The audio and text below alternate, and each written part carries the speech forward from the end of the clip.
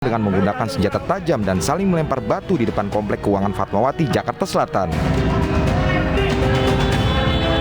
Akibatnya sejumlah kaca pos parkir yang berada di dalam komplek pecah terkena lemparan batu. Tidak diketahui penyebab terjadinya tawuran dua kelompok ini.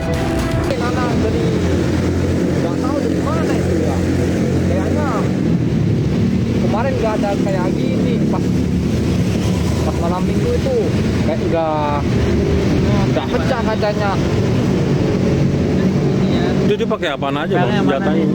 Ya kayak celurit, senjata tajam itu kayak celurit, segala macam lah bang. Warga berharap aparat kepolisian melakukan patroli rutin di wilayahnya guna mencegah aksi tawuran terjadi kembali. Dari Jakarta, Sofyan Firdaus, iNews melaporkan.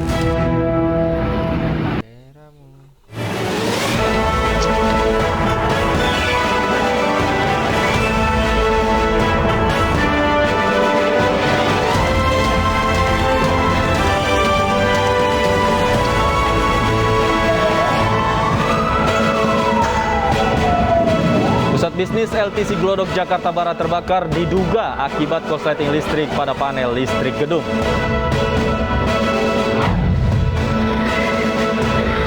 Empat orang tewas setelah sebuah longboat tenggelam akibat dihantam gelombang tinggi di perairan Kepulauan Sula, Maluku Utara.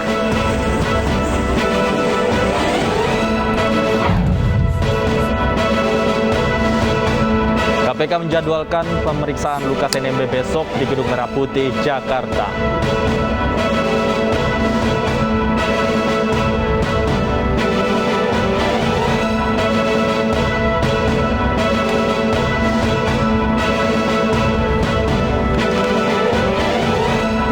Selamat sore pemirsa, demikian tadi berita pilihan iNews sore bersama saya Stefani Patricia. Dan saya Davi Pratama. Pemirsa, kebakaran melanda pusat bisnis LTC Glodok Jakarta Barat. Diduga kebakaran terjadi karena korsleting listrik pada panel gedung.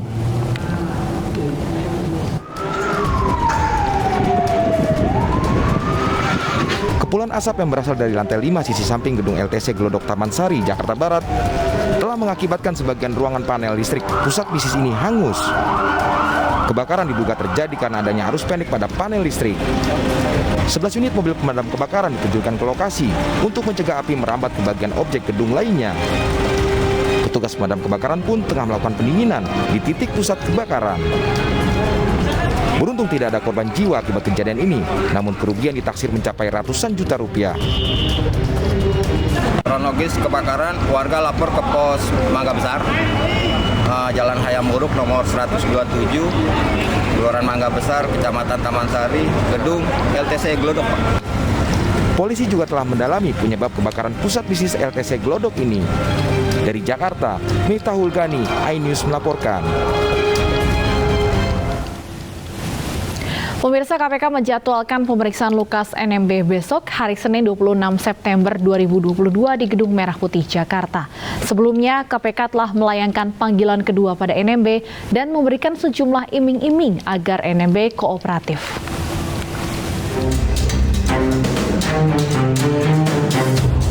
Komisi Pemberantasan Korupsi telah melayangkan panggilan kedua untuk Lukas NMB terkait perkara gratifikasi 1 miliar rupiah. Rencananya, NMB sebagai tersangka akan diperiksa besok, hari Senin 26 September 2022 di Gedung Merah Putih KPK Jakarta. KPK memberikan sejumlah iming-iming untuk NMB agar menghadiri pemeriksaan KPK di Jakarta. Di antaranya, jaminan memperoleh hak pengobatan dan penghentian kasus jika NMB bisa membuktikan dirinya tidak bersalah. KPK memiliki tim medis yang dapat memberikan pengobatan pada Lukas NMB jika dirinya kooperatif dan memenuhi panggilan KPK. Pemanggilan sebagai tersangka ini akan dilakukan pemeriksaan pada hari Senin tanggal 26 September 2022 di Gedung Merah Putih KPK Jakarta. Dan tentu kami berharap tersangka dan penasihat hukumnya dapat hadir memenuhi panggilan tersebut, karena disitulah kesempatan tersangka dan penasihat hukumnya untuk menyampaikan apa yang ia ketahuinya terkait dengan perkara ini.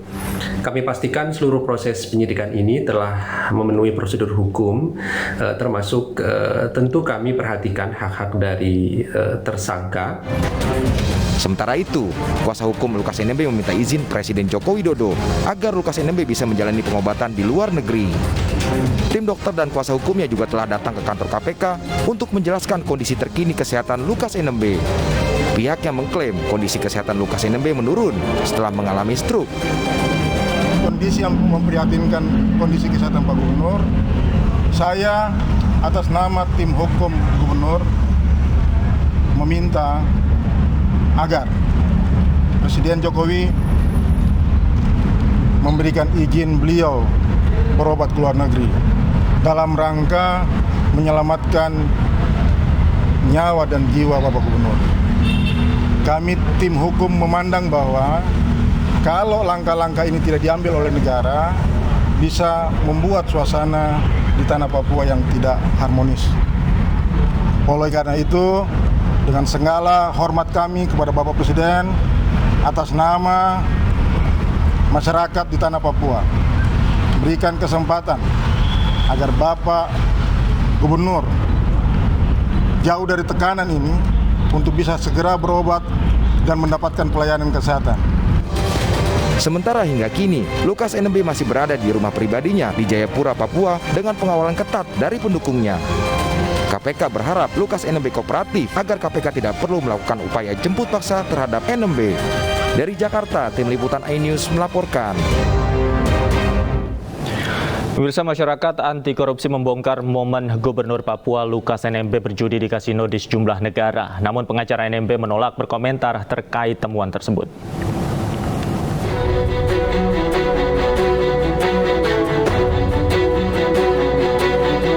Momen Gubernur Papua Lukas NMB bermain judi di kasino diungkap oleh Koordinator Masyarakat Anti Korupsi Boyamin Saiman. Berdasarkan video yang diterima dari Maki, Lukas NMB berjalan dengan seorang wanita di Changi Airport, Singapura.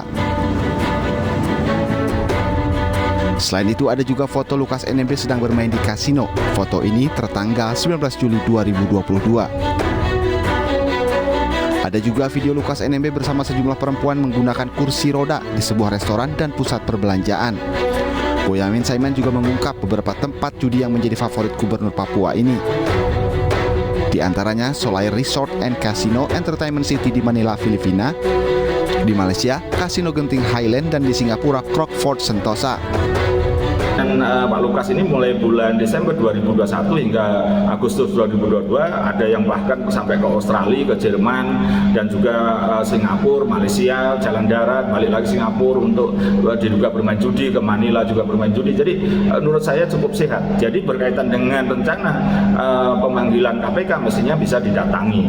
Dan juga permainan judi tadi itu diduga malah di ruang-ruang VIP di Genting Highland. Itu kami punya fotonya, itu di ruang VIP yang khusus itu, karena artinya untuk level tinggi. Terkait temuan Maki ini, pengacara Lukas NMB Stefanus Roy Rening menolak berkomentar. Ia mengatakan pihaknya akan menggelar konferensi pers besok. Sementara sebelumnya pengacara NMB Aloysius Renwarin mengakui kliennya bermain judi di kasino Singapura. Namun Aloysius mengklaim uang judi tersebut berasal dari kantong pribadi.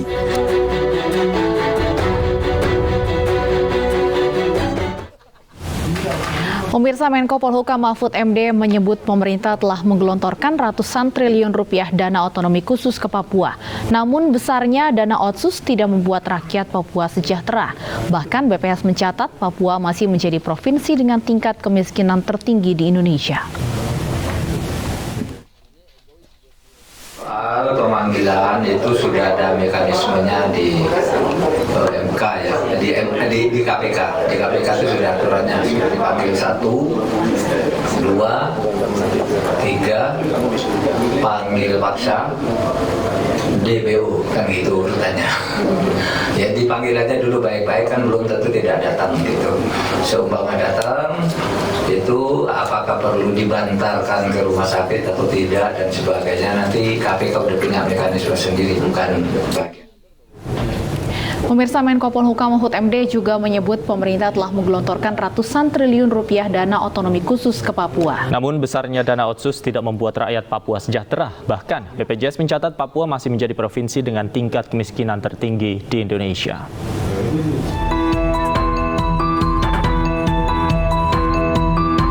Menko Polhukam Mahfud MD menyatakan pemerintah geram lantaran triliunan dana otonomi khusus yang digelontorkan untuk Papua tidak berdampak apa-apa.